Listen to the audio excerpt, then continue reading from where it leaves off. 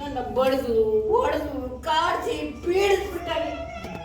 ಅದಕ್ಕೆ ಕಡೆಗೆ ಪತ್ರ ಬರ್ಕೊಟ್ಬಿಟ್ಟೆ, ಆಸ್ತಿ ಪತ್ರ. ಆಮೇಲೆ ಏನು ಅವ್ರ ಅಮ್ಮನ ಮೇಲೆ ಪ್ರೀತಿ ಉಕ್ಕಿ ಬಂದ್ಬಿಡ್ತಲ್ಲ, ಉಕ್ಕಿ ಅಯ್ಯೋ. ಆಮೇಲೆ ನೋಡಿ ಪುಸ್ತಕ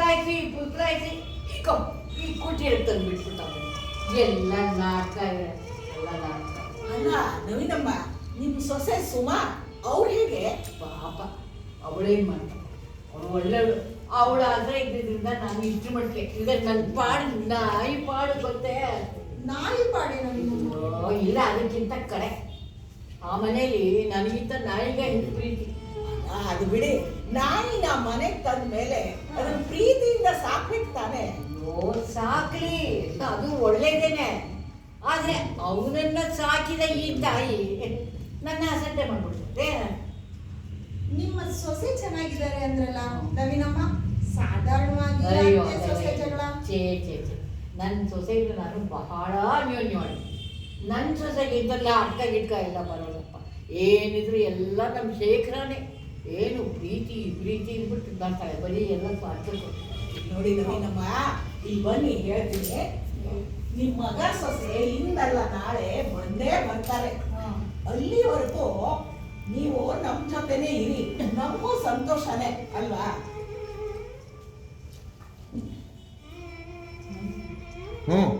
ಅವೆಲ್ಲ ನಾಟಕ ಚೆನ್ನಾಗಿ ಮಾಡ್ತಾನೆ ಶೇಖರ.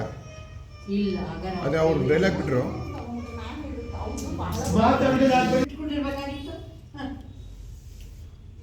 ಯಾಕಾಗಂತೀರಿ ನವೀನಮ್ಮ? ಸಮಯಕ್ಕೆ ಸರಿಯಾಗಿ ಶುಲ್ಕ ಕಟ್ಟೋದು ಕೂಡ ಒಂದು ರೀತಿ ಪ್ರೀತಿಯ ದ್ಯೋತಕ ಅಲ್ವೇ? ಎಷ್ಟು ಜನ ತಮ್ಮ ತಂದೆ ತಾಯಿಯರನ್ನ ಅಲಕ್ಷ್ಯ ಮಾಡ್ತಾರೆ, ಬೀದಿಗಟ್ತಾರೆ. ಅಲ್ಲ, ಹಣ ಅಂತಂದ್ರೆ ಶೇಖರ ಯಾವಾಗ ಬೇಕಾದ್ರೂ ಕೊಡ್ತಾರೆ, ಯಾವಾಗ ಬೇಕಾದ್ರೂ. ಅವನಿಗೆ ಹಣದ ಮದ ರೀ, ಹಣದ ಮದ.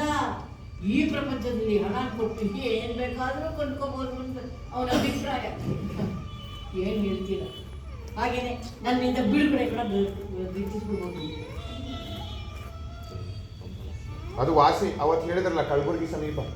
ಅದು ವಾಸಿ ಅಂದ್ಕೊಳ್ಳಿ. ಅವತ್ತು ಹೇಳಿದ್ರಲ್ಲ ಕಲಬುರಗಿ ಹತ್ರ ಗಂಗಾಪುರದಲ್ಲಿ ವಯಸ್ಸಾದವರನ್ನ, ವಯೋವೃದ್ಧರನ್ನ, ಅಶಕ್ತರನ್ನ ಬೀದಿಗೆ ತಳ್ತಿದ್ದಾರೆ ಅಂತ.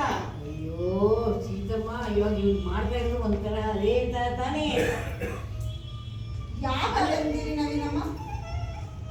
ಸಮಯಕ್ಕೆ ಸರಿಯಾಗಿ ಶುಲ್ಕ ಕಟ್ಟೋದು ಕೂಡ ಪ್ರೀತಿಯ ದ್ಯೋತಕ ಅಲ್ವೇ? ಹಣ ಕಳಿಸ್ತಾನಮ್ಮ. ಅದನ್ನ ಆ ಹಣ ಯಾರದು? ನಂದೇ ತಾನೆ.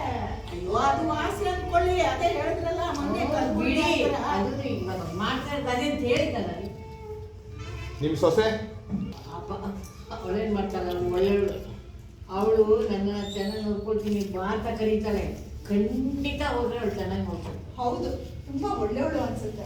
ಹೌದು, ಆದ್ರೆ ವಿಷಯ ಇವ್ನು ಬಿಡ್ಬೇಕಲ್ಲ, ಅವನನ್ನ ಕರ್ಕೊಂಡು ಹೋಗ್ಬೇಕಲ್ಲ.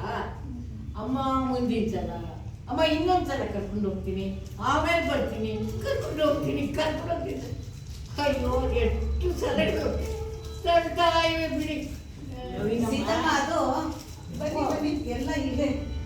ಏನಾಯ್ತು ನವೀನಮ್ಮಗೆ? ಏನಾಯ್ತು ನವೀನಮ್ಮ? ನಿಮ್ಮ ಮೊಮ್ಮ ಪಾಪ ಇದ್ದಾನೆ ಅಂತ ಹೇಳಿದ್ರಲ್ಲ, ಅವನು ಹೇಗೆ? ಒಂದೇ ಒಂದು ಖಾತೆ. ಅಲ್ಲ, ಅವನು ವಿದೇಶದಲ್ಲಿ ಓದ್ತಾ ಇದ್ದಾನೆ ಅಂತಾಗಿತ್ತು ಅಲ್ವೇ? ಅವನು ಯಾಕೆ? ಅವನೇ ಅವನ ಅಪ್ಪನ ತಕ್ಕ ಮಗ. ಅಂದ್ರೆ ನನ್ನ ಮೊಮ್ಮಗ ಅಮೆರಿಕದಲ್ಲಿ ಇದ್ದಾನೆ.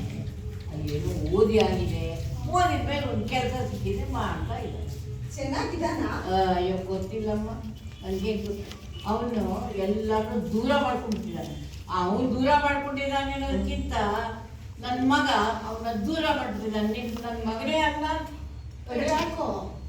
ಯಾಕೆಂದ್ರೆ ಏನು ಹೇಳಿ, ಆ ಪುಟ್ಟ ನನ್ನ ಮೊಮ್ಮಗ ಅಮೆರಿಕಾದಲ್ಲಿ ಒಂದು ಕಪ್ಪು ಹುಡುಗಿ ಮದುವೆ ಮಾಡ್ಕೊಂಡು